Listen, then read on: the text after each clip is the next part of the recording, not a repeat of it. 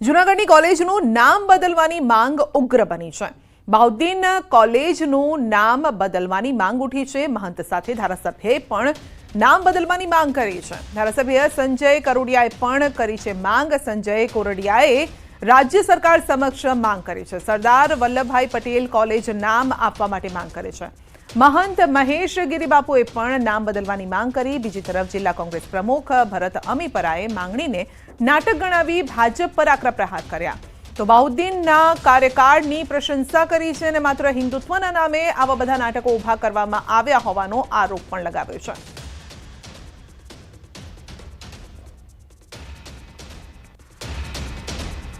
सरदार वल्लभभाई पटेलना नामे आ कॉलेजनुं नामकरण थाय અને ખાસ કરીને એટલા માટે કે અખંડ ભારતને સંકલિત કરવાનું જો કોઈએ રજવાડાઓને એક કરવાનું કામ કર્યું હોય તો આ દેશના પૂર્વ ગૃહમંત્રી અને આ દેશને જેને સમર્થન આપ્યું છે એક લોખંડી પુરુષ તરીકે આપણે ઓળખી છીએ એવા સરદાર વલ્લભભાઈ પટેલે કર્યું છે। એટલે આ જૂનાગઢની આઝાદીમાં પણ એમનો સૌથી મોટો ફાળો ને એમનું યોગદાન છે કે ગુલામીના ચિહ્નો પણ ન હોવા જોઈએ।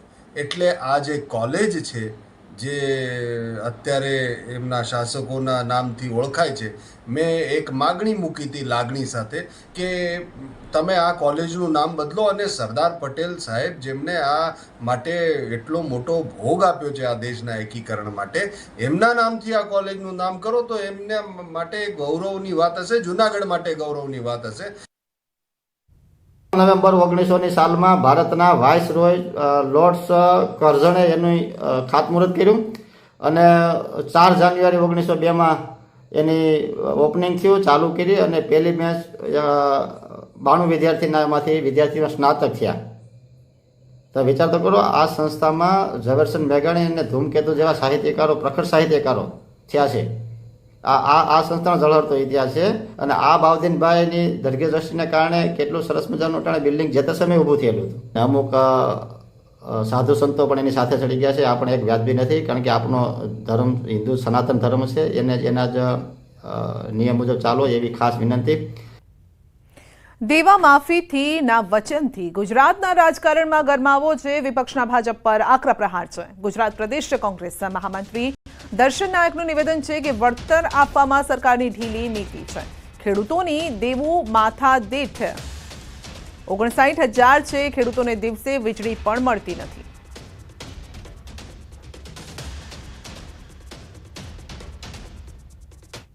ભૂતકાળમાં પણ ગુજરાતમાં 24 કલાક વીજળી આપવાની વાતો કરી હતી। ખેડૂતોના દેવા નાબૂદ કરવા માટે ગુજરાતનો ખેડૂત સમાજ હોય વારંવાર સરકારને રજૂઆત કરવા છતાં આજે છેલ્લા 32 વર્ષથી ગુજરાતમાં ભારતીય જનતા પાર્ટીનું શાસન છે। બીજી તરફ સુરત જિલ્લા ભાજપ નેતા જયેશ દેલાડે પણ આપ્યું છે નિવેદન। ગુજરાતને મહારાષ્ટ્ર સાથે જોડીએ, વ્યાજબી નથી। 10-15 વર્ષ અગાઉ 12% સાથે ધિરાણ મળતું હતું, આજે ઓછા વ્યાજે મળે છે। ગુજરાતમાં સરકારી માધ્યમ મજબૂત છે। તેમણે કહ્યું છે કે ટેકાના ભાવ મજબૂત આપવા જોઈએ। ની જે વાત છે અને ખાસ કરીને જે રીતે દેવા નાબૂદીની વાત છે, સ્વાભાવિક છે કે અગાઉ 2008-9માં પણ યુપીએ સરકારે 65,000 કરોડનું ધિરાણ માફ કર્યું, ત્યાર પછી પણ તમે જુઓ તો એના સારા પરિણામો મળ્યા નથી અને ખેડૂતો માગવાવાળો નથી, આપવાવાળો છે। એટલે ધિરાણ માફીની વાત ગુજરાતનો ખેડૂત કદી કરતો નથી, પણ એને પોષકક્ષમ ભાવ મળે એ દિશાના પ્રયત્ન થવા જોઈએ એવું અમારું સ્પષ્ટ માનવું છે। અમદાવાદના આનંદનગરમાં યુવક પર હુમલો 31મી ઓક્ટોબરે બની હતી ઘટના। સમગ્ર ઘટનાના સીસીટીવી હવે સામે આવ્યા છે। સંસ્કાર અપાર્ટમેન્ટમાં આ બનાવ બન્યો હતો।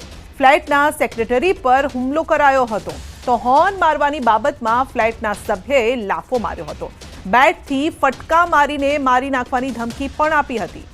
તો મનન ગાંધી અને ગિરીશ ગાંધી સામે ગુનો નોંધાયો છે।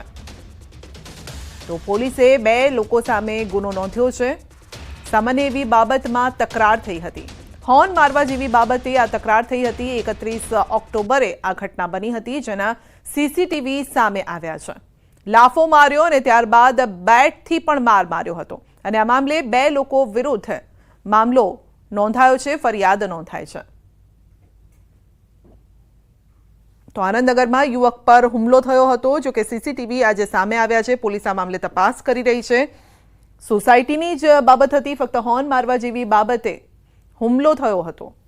પહેલા નાફો માર્યો અને ત્યારબાદ બેટથી પણ મારવામાં આવ્યો હતો. જે આપ જોઈ શકો છો, સામસામે મારામારીની આ ઘટના, જેમાં 2 લોકો વિરુદ્ધ ફરિયાદ દાખલ કરવામાં આવી છે. આસપાસ લોકો પણ આવી ગયા અને તેઓએ વચ્ચે પડી અને મામલો થાળે પાડવાનો પ્રયત્ન કર્યો, પરંતુ ઉશ્કેરાયેલો વ્યક્તિ સતત માર મારી રહ્યો હતો. તો વધુ અપડેટ મેળવીશું સંવાદદાતા નવીન પાસેથી. જી નવીન, 31મી ઓક્ટોબરે જે ઘટના ઘટી હતી તેના સીસીટીવી આજે સામે આવ્યા છે. માર મારવાનો આ મામલો છે. સંધ્યા, અત્યારે જે રીતે અમદાવાદ શહેરમાં અલગ અલગ વિસ્તારમાંથી આ પ્રકારના સીસીટીવી સામાન્ય બની ગયા હોય એ પ્રકારની ઘટનાઓ સામે આવી રહી છે. પરિવાર આનંદનગર વિસ્તારમાં એક સોસાયટીના સામાન્ય બાબતે 2 ભાઈઓએ મળીને અને માર માર્યો અને જેના સીસીટીવી સામે આવ્યા છે. પરંતુ છેલ્લા થોડા દિવસોમાં આ પ્રકારની ઘટનાઓ વારંવાર બની રહી છે અને જે ખરેખર શહેરની સુરક્ષાને લઈને ચિંતાજનક ઘટના કહી શકાય તેમ છે. સંધ્યા, જી આપનો આભાર.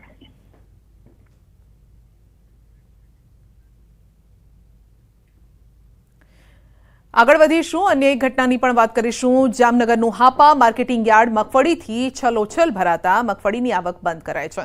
ગઈકાલ રાતથી નવી મગફળીની આવક બંધ કરાય છે. મગફળીની આવક ખુલતાની સાથે એક જ દિવસમાં 1,35,000 મણ મગફળીની 80,000 જેટલી ગુણી યાર્ડમાં આવી છે અને જેની હરાજી થયા બાદ ફરીથી યાર્ડમાં નવી મગફળી લાવવા માટે ખુલ્લું મૂકવાની જાહેરાત કરાશે. તો યાર્ડના સેક્રેટરીએ કહ્યું છે કે લગભગ 1 અઠવાડિયા સુધી યાર્ડ બંધ રહેવાની ધારણા છે.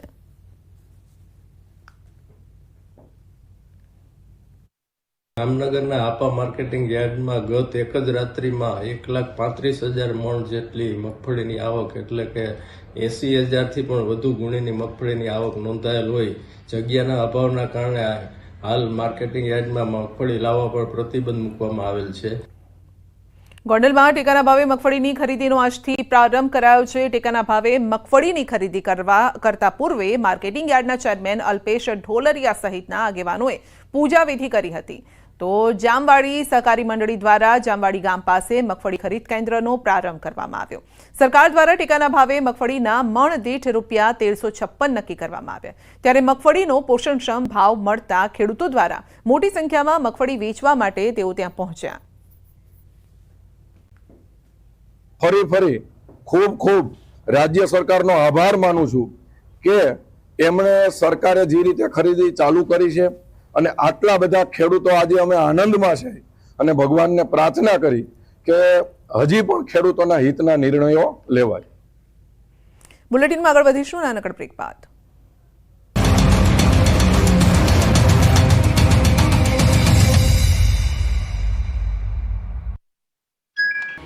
રાજુલાના કુવાયા ગામમાં એક સામઠાબાર સાવજનું એક ટોળું કેમેરામાં કેદ થયું. કુવાયા ગામ નજીક આવેલ પાવર પ્લાન્ટ કંપની સામે સાવજો પોતાની મસ્તીમાં ઘૂમી રહ્યા હોય તેવા દ્રશ્યો સોશિયલ મીડિયામાં વાયરલ થઈ રહ્યા છે. એક અનુમાન પ્રમાણે આ સિંહોનું ટોળું શિકારની શોધમાં આમ તેમ ફરી રહ્યું હોય તેમ જણાઈ રહ્યું છે. સિંહ બાળ અને સિંહણ એમ આખો પરિવાર રસ્તા પર આંટા મારતો હોય એવા દ્રશ્યો કેદ થયા. સ્થાનિક દ્વારા આ અદ્ભુત નજારાનો વિડીયો ઉતારીને વાયરલ કરવામાં આવ્યો. ઉલ્લેખનીય છે કે છેલ્લા કેટલાક સમયગાળાથી અમરેલી પંથકમાં સિંહોની અવરજવર વધી છે. ખાસ કરીને દરિયાકાંઠાના ગ્રામ્ય વિસ્તારો તથા ઔદ્યોગિક વિસ્તારોમાં સિંહો વસવાટ કરવા લાગ્યા છે.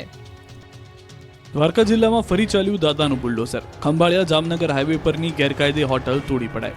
દેવભૂમિ દ્વારકા જિલ્લાના વિવિધ ગેરકાયદે દબાણો પર તંત્રનું બુલડોઝર ફર્યું. ટ્રાફિકથી સતત ધમધમતા રહેતા ખંભાળિયા જામનગર નેશનલ હાઈવે પર સરકારી જમીનો પર ભૂમાફિયાઓ દ્વારા દબાણ કરવામાં આવ્યું અને હોટલો ખડકી દેવાઈ. આ જમીનો સરકારી જમીન હતી જે નેશનલ હાઈવે પર આવેલી હતી. ત્યારે આ ભૂમાફિયાઓ સામે લાલ આંખ કરીને અગાઉ નોટિસ આપી હતી, પરંતુ આ જગ્યાઓ નોટિસનો સમયગાળો પૂર્ણ થાય ત્યાં સુધીમાં ખાલી ન કરાતા એક્શન લેવાયા હતા. તંત્ર દ્વારા આ તમામ ગેરકાયદેસર બાંધકામો ઉપર બુલડોઝર ફેરવી દેવામાં આવ્યું હતું. ડિમોલિશનની કામગીરી દરમિયાન ખંભાળિયાના મામલતદાર, પ્રાંત અધિકારી સહિતનો કાફલો ઘટના સ્થળે હાજર રહ્યો હતો. 10 કિલોમીટર સુધી વાહનોના થપ્પે થપ્પા ખડકાયા, કારણ કે અહીં સર્જાયો છે લાંબો ટ્રાફિક જામ. કચ્છના સામખિયાળી આડેસર હાઈવે પર ટ્રાફિક જામથી વાહન ચાલકો હેરાન પરેશાન થયા. સામખિયાળી આડેસર હાઈવે પર ટ્રાફિક જામના દ્રશ્યો સામે આવ્યા. મેવાસીથી ચિત્રોડ સુધી ટ્રાફિક જામ થતા વાહન ચાલકોને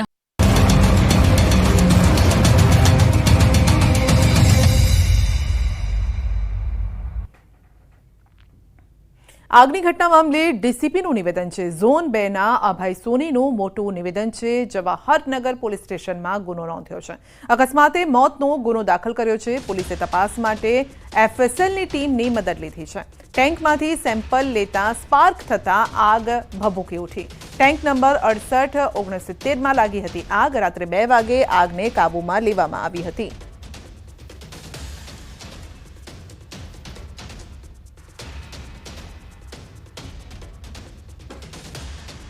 મૃતકના પરિવારના રિફાઇનરીના ગેટ બહાર ધરણા. મૃતક ધીમંત મકવાણાના સ્વજનો પહોંચ્યા ઘટના સ્થળે. અમારે અહીંયા જે લોકલ જવાનગર પોલીસ સ્ટેશન લાગે છે, આ પોલીસ સ્ટેશનમાં અકસ્માત મોત રજીસ્ટર કરવામાં આવેલું છે. આ અકસ્માત મોતના તપાસમાં એફએસએલની પણ મદદ લેવામાં આવેલી છે અને આમાં જે ચોક્કસ કારણો મળશે આ અંગે આ મુજબ અમે લોકો કાર્યવાહી કરવાના છે. તો મૃતકના પરિવારના રિફાઇનરીના ગેટ બહાર ધરણા છે. મૃતક ધીમંત મકવાણાના સ્વજનો પહોંચ્યા ઘટના સ્થળે. સ્વજનોના રિફાઇનરીના પ્રશાસન પર ગંભીર આરોપ છે. રિફાઇનરી અમને ગેરમાર્ગે દોર્યા છે તેવું તેમનું કહેવું છે. તેમના સ્વજન લાપતા થયાનું કહી ગેરમાર્ગે દોર્યા છે. મીડિયાના માધ્યમથી તેમને મૃતકની જાણ થઈ છે. પ્રથમ કાયદેસરના પગલાં ભરો અને પછી વળતરની વાત છે. દીકરી વિધવા થઈ અને એક બાળક અનાથ થયું છે. રિફાઇનરીમાં આગ લાગવાની ઘટના બની ત્યારે પરિવારજનો આક્ષેપ કરી રહ્યા છે કે ઘરના મોભી ગુમાવ્યા છતાં જે આઈઓસીએલ તંત્ર છે તેમના તરફથી જે પરિવાર જે છે તેને જાણ સુદ્ધા કરવામાં નથી આવી, જેના કારણે જે પરિવારના સભ્યો છે તેઓની અંદર ભારે નારાજગી છે તે જોવા મળી રહી છે. જોઈ શકાય છે કે રિફાઇનરીનો જે ગેટ છે તેની બહાર બેસીને જ જે પરિવારના સભ્યો છે તેઓ પોતાની નારાજગી જે છે તે વ્યક્ત કરી રહ્યા છે અને પરિવારના કેટલાક સભ્યો છે તેમની સાથે વાતચીત કરીશું, જાણવાનો પ્રયત્ન કરીશું કે આખરે તેમને આખી ઘટનાની જાણ જે છે તે કેવી રીતે થઈ. મોટાભાઈ, તમે શું કહેશો? પરિવાર કહી રહ્યું છે કે રિફાઇનરી તરફથી કોઈ પણ જાણ નથી કરવામાં આવી કે ઘટના શું બની. તમને કઈ રીતે ખબર પડી કે આ પ્રકારની અમને તો વાયા વાત મળી છે બરાબર છે, હજુ તો એમણે અમને જાણ કરી બી નથી. એટલે હવે અમે શું કરીએ? એના નાના બાળક છે બરાબર છે, એની નાની ઉંમર છે સાહેબ, હવે શું કરવાનું? એના ઘરેથી શું કરશે? બરાબર, અમારે તો ન્યાય જોઈએ છે. એના પત્નીની અંદર નોકરી માટે લઈ લે, પેલા બાળકને ભણાવવાનો ખર્ચો તમામ ઉઠાવે, જ્યાં સુધી ભણવું હોય ત્યાં સુધી, અને જે એમને વળતર થતું હોય, અત્યારે નાની ઉંમર છે બરાબર છે, 60 વર્ષે તો સરકાર છૂટા કરે છે, તો 60 વર્ષ લે કે બસ અમને યોગ્ય વળતર મળે એવી અમે અપેક્ષા રાખીએ છીએ. પરિવારે ઘરનો મોભી ગુમાવ્યો, કેટલી મોટી આફત માનો છો તમે? કેટલી મોટી આફત? બિલકુલ આવકના સ્ત્રોતો બંધ થઈ ગયા છે બરાબર છે. અત્યારે તો એમની એટલી ખતરનાક કન્ડિશન છે કે જેની કોઈ વાત કરાય એવી નથી. એટલે અમે બહુ કહેવા માંગતા નથી. બસ અમને છે ને એક જ અપેક્ષા છે કે જે અમને ન્યાય મળે. બિલકુલથી ન્યાય મળવો જોઈએ. તમે શું કહેશો? અત્યારે ગેટની બહાર બેઠા છો, માંગણી શું છે? કારણ કે ઘરનો મોભી ગુમાવી દીધો છે, આગળ બહુ મુશ્કેલી પડવાની.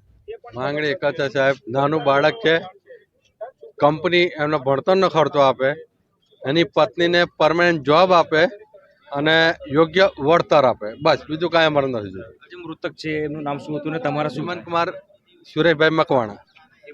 હા. પરિવારમાં કેટલા સભ્યો છે? બાળકો? એક જ બાળક છે.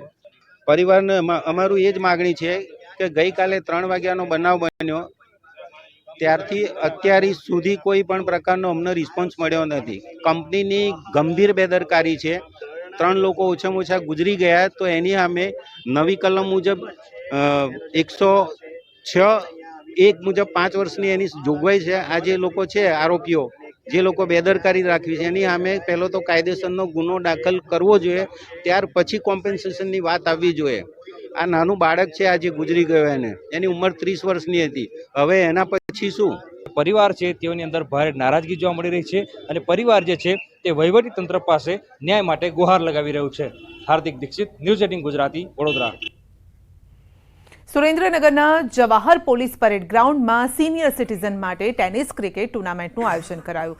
જય Zalawad senior citizen cricket association દ્વારા કર્તવ્યમ ટ્રોફી 2024 અંતર્ગત ત્રિદિવસીય ટુર્નામેન્ટનું આયોજન થયું અને ટુર્નામેન્ટમાં મહારાષ્ટ્ર, ગુજરાતમાંથી અંદાજે 20 થી વધુ ક્રિકેટ ટીમોએ ભાગ લીધો. 60 વર્ષથી લઈ 80 વર્ષ સુધીની ઉંમરના સિનિયર સિટીઝન્સ યુવા ખેલાડીઓની જેમ ગ્રાઉન્ડમાં ક્રિકેટ રમતા જોવા મળ્યા. ક્રિકેટ ટુર્નામેન્ટના ઉદ્ઘાટન પ્રસંગે રાજ્ય સરકારના નાયબ મુખ્ય દંડક અને વઢવાણના ધારાસભ્ય જગદીશભાઈ મકવાણા સહિત સિનિયર સિટીઝન ક્રિકેટ એસોસિએશનના હોદ્દેદારો અને આગેવાનો હાજર રહ્યા. આ ક્રિકેટ મેચની અંદર વડોદરા, અમદાવાદ, રાજકોટ, મહારાષ્ટ્ર અને સુરેન્દ્રનગરની અનેક ટીમોએ મળી કુલ 12 ટીમો 3 દિવસ સુધી ક્રિકેટ મેચ રમવાની છે અને સમગ્ર સુરેન્દ્રનગર વાસીઓ આ ક્રિકેટ મેચ નિહાળવા માટે વધારવાના છે. આખા ગુજરાત સિવાય મહારાષ્ટ્રમાંથી પણ 4 ટીમોએ ટોટલ અહીંયા 12 ટીમોએ ભાગ લીધો છે અને ખૂબ સારું આયોજન કર્યું છે આ સુરેન્દ્રનગર તરફથી. મુખ્ય હેતુ છે કે સિનિયર સિટીઝન એકલા ન પડે, એમનું શરીર સ્વાસ્થ્ય સારું રહે, એકલવાયુ જીવન જીવતા હોય એનાથી એમને સારો એવો ફાયદો. બીજું તો અમે ખેલદીથી આ 60 વર્ષથી ઉપરના આ તકે અમે ખેલ ભાવનાથી રમીએ છીએ અને ખૂબ આનંદ મળે છે. આ એનું અમારો હેતુ છે. લગાતાર અમારું 4થા વર્ષથી આયોજન છે. 3 મહિનાની અમારી અથાગ મહેનત છે. રાત દિવસ અમે ઘર ભૂલીને પણ અમે લોકોએ આ ટુર્નામેન્ટ અમારા પ્લેયર્સોએ બધાએ સક્સેસ બનાવવા પૂરા પ્રયત્ન કર્યા છે. દેશમાં હેરિટેજ સિટી તરીકે ઓળખ ધરાવતા અમદાવાદની યશ કલગીમાં વધુ એક મોરપીંછ ઉમેરવા જઈ રહ્યું છે. શહેરના જાણીતા સિંધુ ભવન રોડ પર દેશનું સૌથી ઊંચું સિટી સ્ક્વેર બનવા જઈ રહ્યું છે. મનપા દ્વારા સિટી સ્ક્વેર માટે બજેટની જોગવાઈ પણ કરાઈ છે. સિંધુ ભવન રોડ પર આવેલ ઓક્સિજન પાર્કની બાજુમાં ગગનચુંબી 175 મીટર ઊંચું સિટી સ્ક્વેર બનશે. આ ઇમારતમાં 175 મીટરની ઊંચાઈએ સ્કાય ડેક અને સ્કાય વોક સહિત રેસ્ટોરન્ટ, કાફે, એરિયા, એમ્ફી થિયેટર હશે. એક દાવા મુજબ વર્ટિકલ સ્ટ્રક્ચરની દ્રષ્ટિએ આખા ભારતમાં આ પ્રકારનું બિલ્ડિંગ બીજે ક્યાંય નહીં હોય. સરકાર તરફથી ડિઝાઇન ફાઇનલની કામગીરી અને એએમસી દ્વારા 3 મહિનામાં ટેન્ડરની કામગીરી કરાશે. આ ઇમારત બનાવવા 110 કરોડથી વધુનો ખર્ચ થશે. આ બિલ્ડિંગમાં પેરિસ, ન્યૂયોર્ક, લંડન, ટોક્યો જેવા શહેરોમાં રહેલા સિટી સ્ક્વેર સેન્ટર જેવી અત્યાધુનિક સુવિધા અને સિક્યુરિટી ફીચર્સ હશે. સરકાર તરફથી પ્રિલિમિનરી ડિઝાઇન ફાઇનલ કરી દેવાય છે. સોઇલ ટેસ્ટિંગ બાદ આગળની કામગીરી હાથ ધરાશે.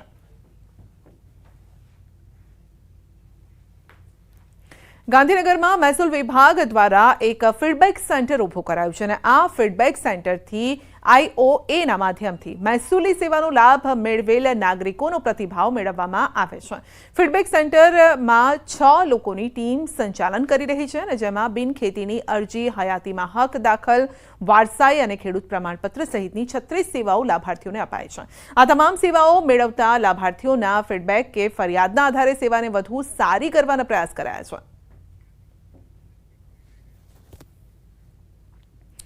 તો ખ્યાતિ હોસ્પિટલ વિવાદ જે સામે આવ્યો છે, ઓપરેશન બાદ મોત અને એ મામલે હવે પ્રતિક્રિયા. પોલીસ અત્યારે ઊંડાણપૂર્વક તપાસ કરી રહી છે અને એ તપાસમાં અમારા તરફથી બને એટલો પૂરેપૂરો બધી જ રીતનો સહયોગ અમે આપવા બંધાયેલા છીએ અને અમારી તમને પણ રિક્વેસ્ટ છે કે તમે આવા કઠિન સમયમાં અમારી પડખે ઉભા રહેશો અને જે સત્ય છે એ બહાર આવે એને તમે પ્રકાશિત. ચિરાગભાઈ, કેટલા ગામોમાં અગાઉ કેમ્પ કર્યા હતા, કયા કયા ગામોમાં કેમ્પ કર્યા? એ બધી ડિટેલ અત્યારે હું નહીં આપી શકું, મારે અંદર તપાસમાં જવાનું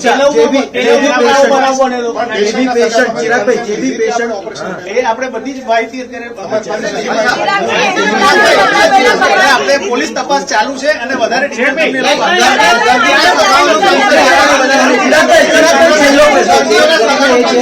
જેટલા પેશન્ટ એડમિટ હતા એમનું અપ્રુવલ કેટલી વારમાં મળી ગયું તમને, અને પ્રોસેસમાં તમે કન્સેન્ટ ફોર્મની જે વાત આવે છે એ સિગ્નેચરની વાત એ કેમ નથી થઈ એવું આક્ષેપ મારી પાસે નથી. ટેકનિકલ આટલી ડિટેલ મારી પાસે નથી. પોલીસ પણ એ તપાસ કરી રહી છે અને એ તમને એમના બાઇટ્સમાં આગળથી બીજી એક વાત એવી હોય છે કે